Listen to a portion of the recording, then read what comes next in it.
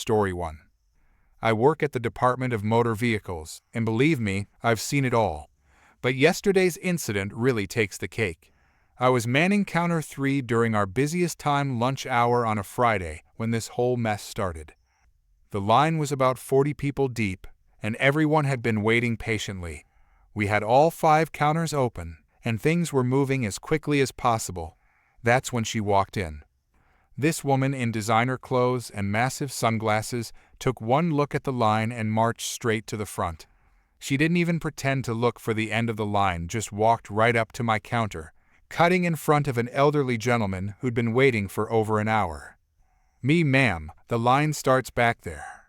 "Karen, oh, I don't have time for lines. I have a very important lunch meeting in 30 minutes. "Me, I understand, but everyone here has places to be. You'll need to go to the back of the line."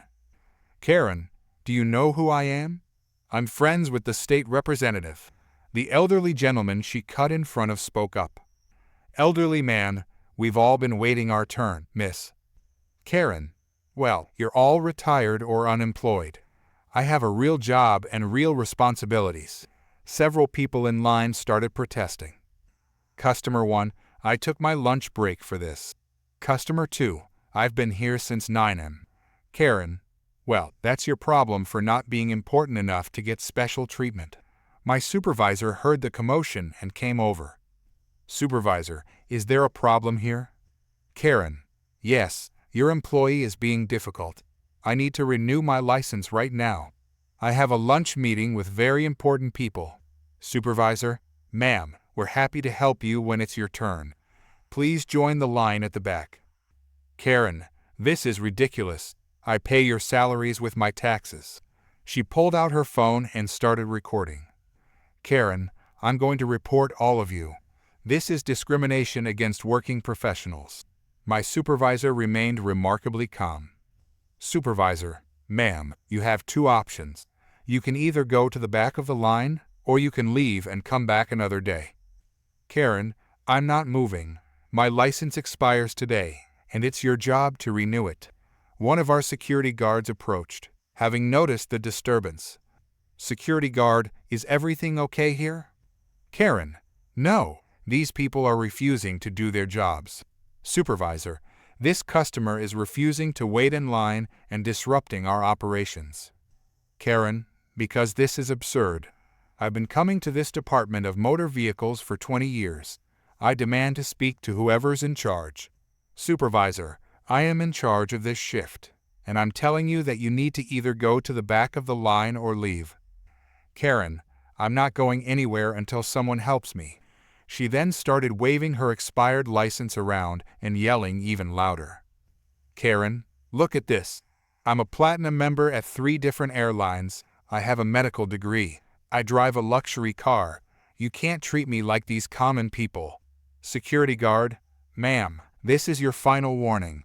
Join the line or exit the building. Karen, I dare you to touch me. I'll sue this whole department. The security guard didn't touch her. He simply stepped closer and gestured toward the door. Security guard, please exit the building now. Karen, fine, but you haven't heard the last of this. She stormed toward the door, then turned around for one final outburst. Karen, I'm calling the governor's office. You'll all be fired by Monday. As she reached for the door handle, she turned around one last time. Karen, and your computers are outdated. This whole place is a joke. The security guard followed her out to make sure she actually left. Through the windows, we could see her having a meltdown in the parking lot, screaming into her phone. The elderly gentleman she had tried to cut in front of finally reached my counter. Elderly man, I've been coming here since 1962, and that's a first. We found out later that she tried to go to another Department of Motor Vehicles office across town that afternoon, but her picture and incident report had already been circulated to all locations in our district. They turned her away at the door. The best part, a customer in line had recorded the whole thing and posted it online. The video went viral, and people started recognizing her as a local realtor. Her very important lunch meeting was apparently with potential clients, who canceled after seeing her behavior in the video. Now she has to deal with an expired license and a ruined reputation. But I'm sure it was worth it to avoid waiting in line for 40 minutes like everyone else. Story 2. I never thought I'd have to defend my dog from being stolen at our local dog park, but that's exactly what happened last weekend. I was there with my 2-year-old golden retriever, who I'd raised since he was 8 weeks old. He's a purebred with papers and everything, but that's not important, he's my best friend. We were having a great time playing fetch when this woman entered the park. She didn't have a dog with her, which was the first red flag. She spent about 10 minutes walking around, looking at different dogs before she zeroed in on mine. Karen, what a beautiful dog. Is he a purebred golden? Me, yes, he is. Thank you. Karen, I need an emotional support animal, and he would be perfect. How much do you want for him? Me, sorry, he's not for sale. He's my pet. Karen, don't be selfish. I have anxiety, and my therapist said I need a dog. I'll give you $2,000 right now. Me, I'm not interested. He's not for sale at any price. She started following us around the park as we tried to continue our game of fetch. Karen, you can always get another dog. I specifically need a trained golden retriever. It has to be a purebred for my anxiety. Other dog owner? Hey, is this woman bothering you? Karen, mind your own business. This is between me and her. Me, please leave us alone. We're trying to enjoy our park time. Karen, you're being ridiculous. I'm offering good money. I'll make it $3,000. My dog was getting nervous at this point, staying close to my leg. Another regular at the park, a retired police officer, started walking over to us. Retired officer, everything okay here? Karen, no. This woman is discriminating against people with anxiety. She won't sell me her dog for my emotional support. Retired officer, that's not discrimination. Nobody has to sell you their pet. Karen, yes, they do. It's the law. Emotional support animals are protected. Me, that's not how it works. Please leave us alone. Suddenly, she lunged forward and grabbed my dog's leash, trying to yank it out of my hand. I held on tight, but she kept pulling. Karen, give him to me. I need him more than you do. That's when another dog owner tackled her from the side, knocking her away from us. She fell onto the grass, screaming like she was being murdered. Karen, help! I'm being assaulted. Call the police. Retired officer, I already did. They're on their way. Karen, good. I'll have you all arrested for denying me my rights. She tried to approach my dog again, but now several other owners had formed a protective circle around us. Dog owner 1, the police can sort this out. Karen, you're all witnesses. They attacked me for trying to get my emotional support animal. Dog owner 2, you mean the dog that isn't yours? The police arrived pretty quickly. Karen immediately ran up to them, crying. Karen, officers, I'm so glad you're here. These people assaulted me for trying to claim my legal right to an emotional support animal. Police officer, ma'am, calm down. Let's hear what happened. Multiple people spoke up, explaining how she had tried to grab my dog. The retired officer showed them a video he'd taken of her attempting to snatch the leash. Police officer, ma'am, you can't just take someone else's dog. Karen, but I need it. I have anxiety. Police officer, that's not how emotional support animals work. You're lucky they're not pressing charges for attempted theft. Karen, this is a conspiracy.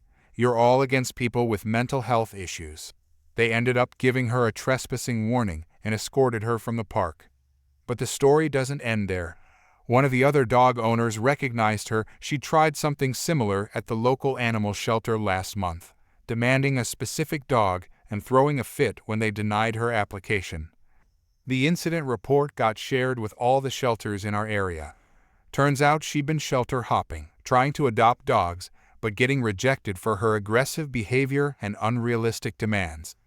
Now she's officially blacklisted from every shelter within 50 miles. These days, whenever she drives past the dog park, she glares at everyone inside. But at least she doesn't come in anymore. We've added extra security cameras, and everyone keeps a closer eye on their dogs. The regular park users have even created a group chat to warn each other if anyone spots her nearby. Story 3. I never thought a simple grocery run would turn into such a nightmare. My son was only 6 months old at the time, and as any new mom knows, going anywhere with a baby is already challenging enough without someone trying to kidnap your child. It was a Wednesday afternoon, and I had to pick up some essentials.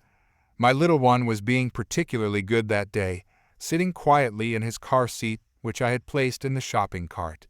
He has these beautiful blue eyes and light brown hair, just like his dad. I was in the baby food aisle, trying to decide between different brands of formula when I heard someone gasp dramatically behind me. "Oh my God, that's my grandson." I turned around to see a woman in her 50s, wearing an expensive-looking blouse and sporting a typical "Can I speak to the manager" haircut.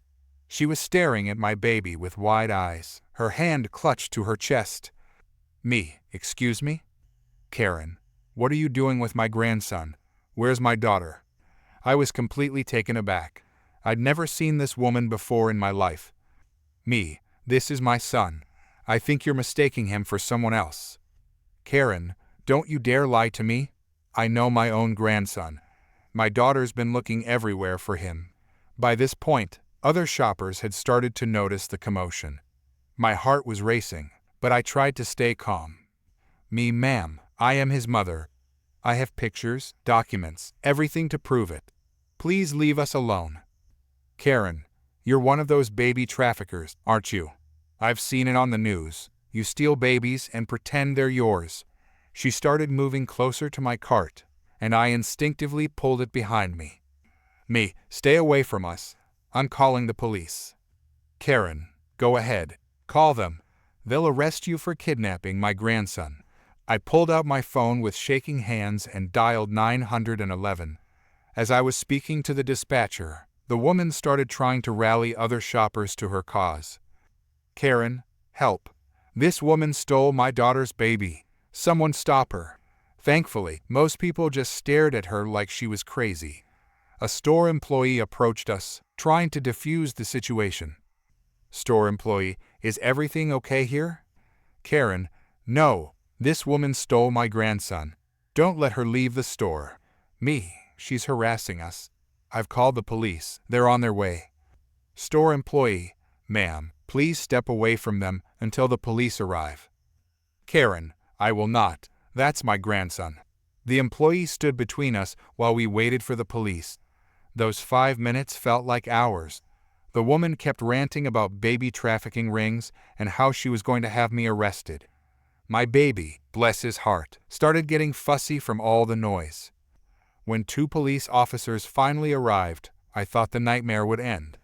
I had my son's birth certificate on my phone, a habit I developed after hearing similar horror stories from other moms, plus countless photos and videos of him since birth. Officer 1, ma'am, can you explain what's happening here? Before I could speak, Karen jumped in. Karen, this woman stole my grandson. My daughter gave birth to him 6 months ago at Memorial Hospital. This woman must have taken him. Officer 1, do you have any proof of this claim? Karen, look at him. He looks just like my grandson.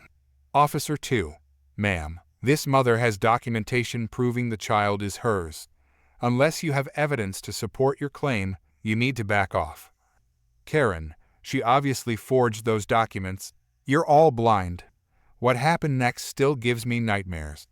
While the officers were trying to reason with her, she suddenly lunged forward and tried to grab my baby from the car seat. My son started screaming, and I yanked the cart back, nearly tipping it over. The officers immediately grabbed her and pulled her away. Officer 1, ma'am, you're under arrest for attempted kidnapping. Karen, what? No, I'm trying to save my grandson. Let me go. As they handcuffed her, she kept screaming about how we were all conspiring against her. They had to practically drag her out of the store. Later, I found out that she didn't even have a daughter, let alone a grandson. Her neighbor told the police she'd been acting strangely lately, talking about a non-existent grandson. She was eventually charged with attempted kidnapping and had to undergo psychiatric evaluation. The store gave me a gift card and a very sincere apology, but I didn't go back there for months.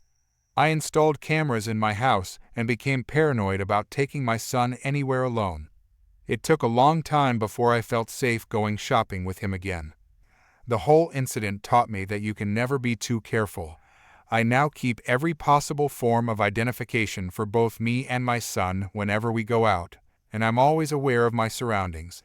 It's sad that we have to live this way, but I guess that's the world we live in. Story 4. I've been working as a front desk manager at a downtown hotel for 6 years, and I thought I'd seen every type of difficult guest possible. That was until last Tuesday, when we had an incident that made all other guest stories pale in comparison. It started with a standard one-night booking. Karen checked in Monday afternoon. Nothing unusual about her arrival, except that she complained about our parking fees and demanded an upgrade because she was a frequent traveler. Since we were fully booked, I couldn't offer an upgrade, which led to about 10 minutes of arguing before she finally accepted her standard room. The next day, checkout time came and went 11 a.m., but Karen hadn't left her room. At 11:30, our housekeeping supervisor called the front desk. "Supervisor, room 412 isn't answering, and the Do Not Disturb sign is still up. Can you check if they've left?" I called the room, and to my surprise, Karen answered. "Me, good morning, ma'am. I wanted to remind you that checkout time was at 11 a.m. Karen, "Oh, I'm not leaving yet. The room is still clean, so I'm staying another night." "Me, ma'am, you'll need to book and pay for an additional night if you'd like to extend your stay." "Karen, that's ridiculous. I haven't even used the room much. It's practically spotless. Why should I pay again?" "Me, our checkout policy is clearly stated. If you'd like to stay another night, I can help you with a new reservation."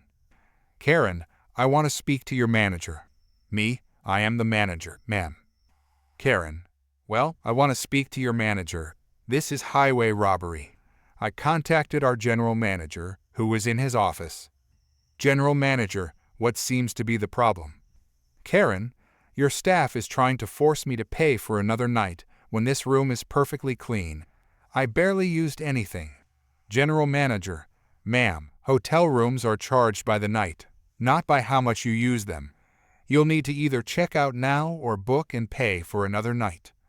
"Karen, this is outrageous. I'm a platinum member at other hotel chains."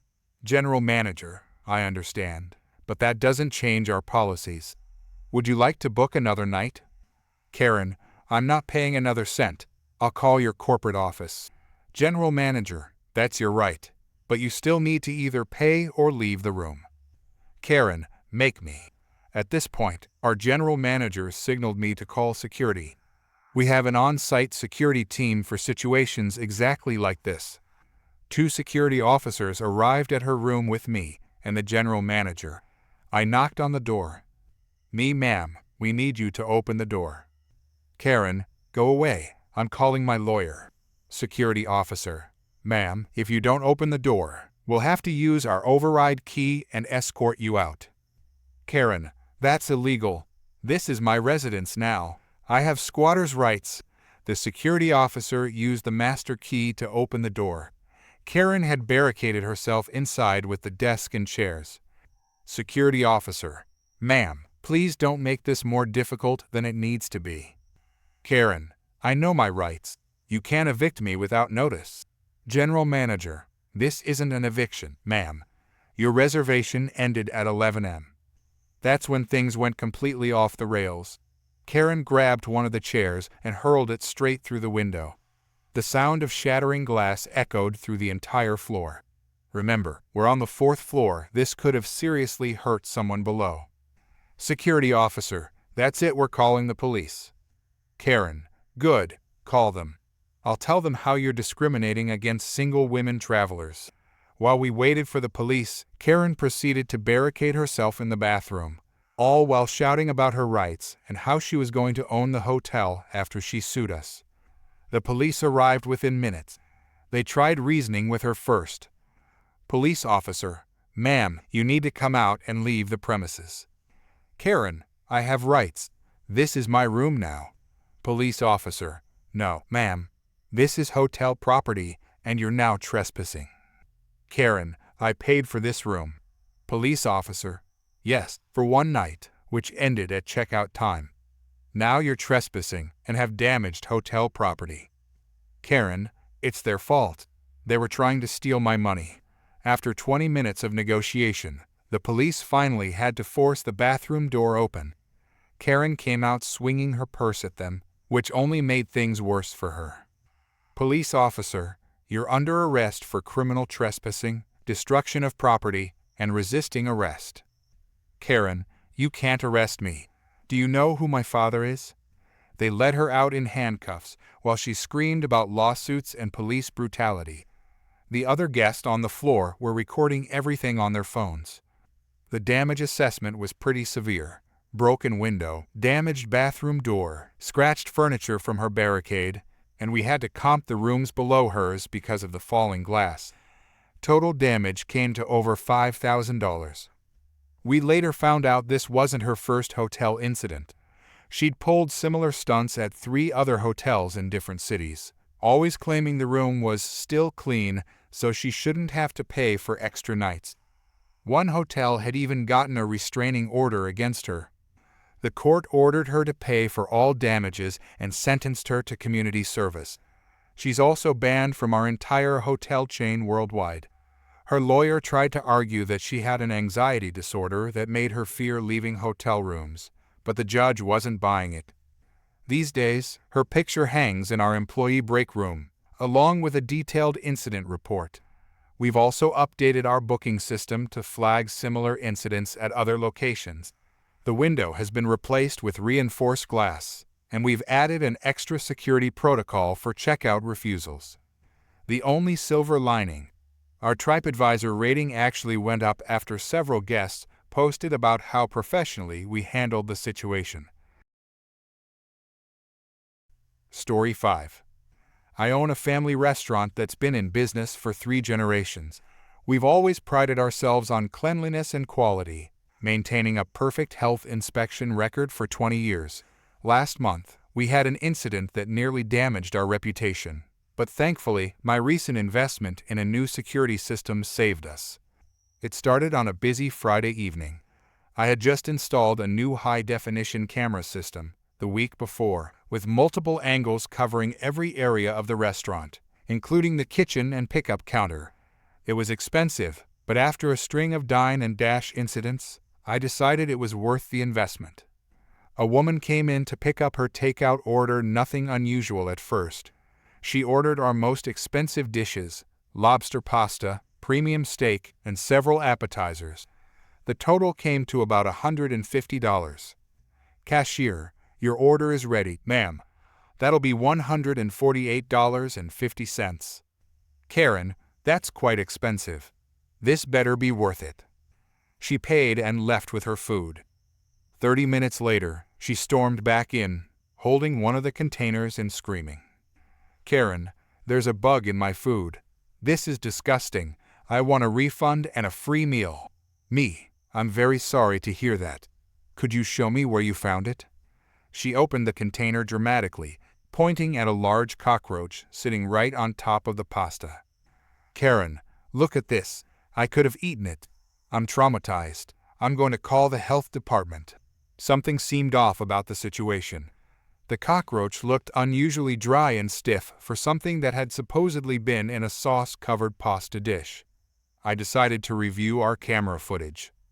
Me, ma'am, please wait here while I investigate this. Karen, investigate what? The evidence is right here. I want my refund now. Me, it will only take a few minutes. Would you like some water while you wait? Karen, no, I wouldn't accept a glass of water from this roach-infested place. Do you know how many reviews I can write? I have over 300 followers on social media. I went to my office and pulled up the footage from when she picked up her order. The high-definition cameras caught everything in perfect detail. She had opened her bag in her car, pulled something from her purse, and dropped it into the pasta container. I watched her shake the container to make it settle into the food. When I returned to the counter, she was taking photos of the bug and posting them online. Me, ma'am, I've reviewed our security footage. Would you like to see yourself placing that cockroach in the container? Her face went pale for a moment before she started yelling even louder. Karen, how dare you accuse me of lying? I'll sue you for slander. Me, the footage is very clear. You can see yourself taking it from your purse. Karen, that's impossible. Your cameras must be fake. Just then, my head chef came out from the kitchen. Head chef, is this the bug you found in your food? He picked up the cockroach with tweezers. Head chef, this is a dried specimen, the kind you can buy from science supply stores. See? It's completely dehydrated. Karen, you're all ganging up on me. I want to speak to the owner. Me, I am the owner, and I'm going to have to ask you to leave. Karen, not until I get my refund. She pulled out her phone and started live streaming. Karen, everyone watch this. This restaurant serves bug-infested food and then tries to blame the customers. Look at how they're treating me. By this point, several customers had gathered around, watching the scene unfold. One of them recognized her. Customer, hey, aren't you the same woman who tried this at the Italian restaurant downtown last month? Karen, I don't know what you're talking about. Another customer spoke up. Customer 2, yeah, I remember. You claimed you found a Band-Aid in your soup. Karen grabbed her bags and tried to leave, but I stopped her. Me, ma'am, you've already posted false accusations online. I'm calling the police. Karen, for what? You can't prove anything. Me, actually, I can. High-definition video from 3 different angles, plus the dried specimen you planted. That's attempted fraud and defamation. She changed her tune pretty quickly. Karen, look, let's be reasonable. I'll delete my posts. We can forget this whole thing happened. Me, I'm afraid it's too late for that. Your live stream has already damaged our reputation. The police arrived and took statements from everyone. They also collected the cockroach as evidence and a copy of our security footage. Karen was charged with attempted fraud. But I didn't stop there. I hired a lawyer and sued her for defamation. During the discovery process, we found out she had done this to at least 6 other restaurants in the area. She would buy dried insects or other objects online and plant them in her food, then demand refunds and free meals. Sometimes restaurants would pay her off just to avoid bad publicity. The court case was pretty straightforward. Our footage was crystal clear, showing her taking the cockroach from her purse and planting it in the food. Her live stream, which she hadn't deleted, showed her making false accusations about our restaurant. The dried cockroach matched a batch sold by an online science supply store, and we had her credit card records showing she'd bought them. The judge awarded us $20,000 in damages, considering the potential harm to our business and her history of doing this to other restaurants. She tried to claim she couldn't afford to pay, but then the judge saw her designer purse and checked her social media showing recent luxury purchases. Judge, someone who can afford $1,000 handbags can afford to pay for their fraudulent actions. The best part? Other restaurants in the area started installing similar camera systems after hearing about our case. Karen's been blacklisted from pretty much every restaurant in town. Last I heard, she moved to another city, probably to try her scams somewhere new. We kept the footage as a training video for our staff, teaching them to watch out for similar scams. Our regular customers found the whole thing hilarious, and some even started requesting what they called the bug-free special, our lobster pasta. Business actually increased after the incident, with people coming in specifically because they heard about how we handled the situation. The expensive camera system paid for itself many times over, not just in preventing fraud, but in giving our customers confidence that we run an honest, clean establishment. We even added a small sign near the entrance. All food preparation areas under 24/7 video surveillance. It's amazing how many potential scammers turn around and leave when they see that sign. Story 6. I work as a pool attendant at the Sunset Bay Hotel, a beachfront property that's pretty popular with tourists. We've got a fantastic pool area with a heated pool, hot tub, and a great view of the ocean. Since we're right on the beach, we occasionally get non-guests trying to sneak in. But what happened last Saturday was on a whole different level. I was doing my regular rounds when I noticed a woman and 3 kids barging through our pool gate. They didn't even try to be subtle about it, just walked right in like they owned the place. The kids immediately started running and jumping into the pool, splashing other guests and throwing the pool toys we reserve for hotel guests.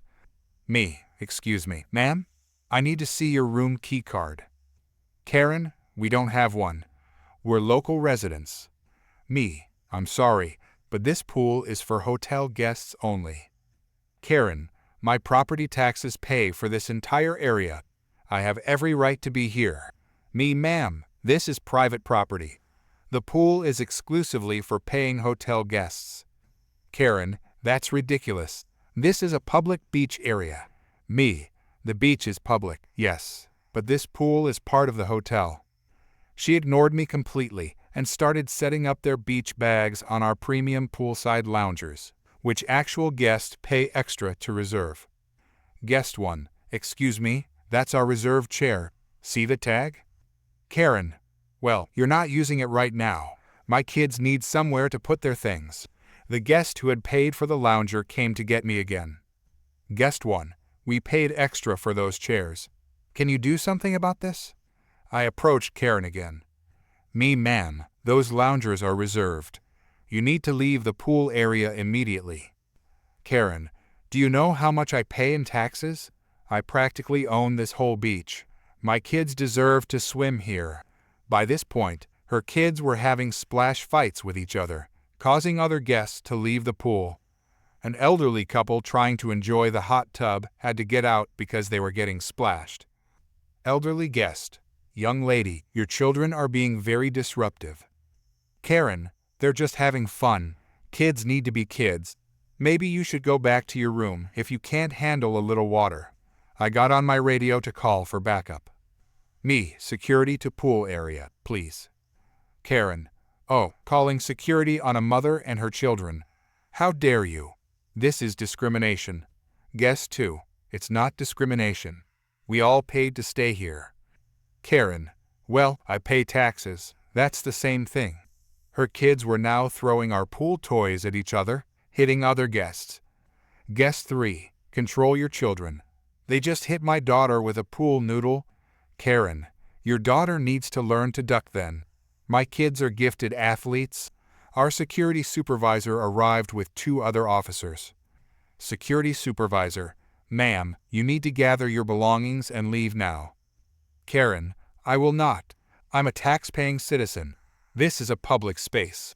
Security supervisor, this is private property. If you don't leave voluntarily, we'll have to escort you out. Karen, go ahead and try. I'll sue this whole hotel. She pulled out her phone and started recording. Karen, everyone watch this.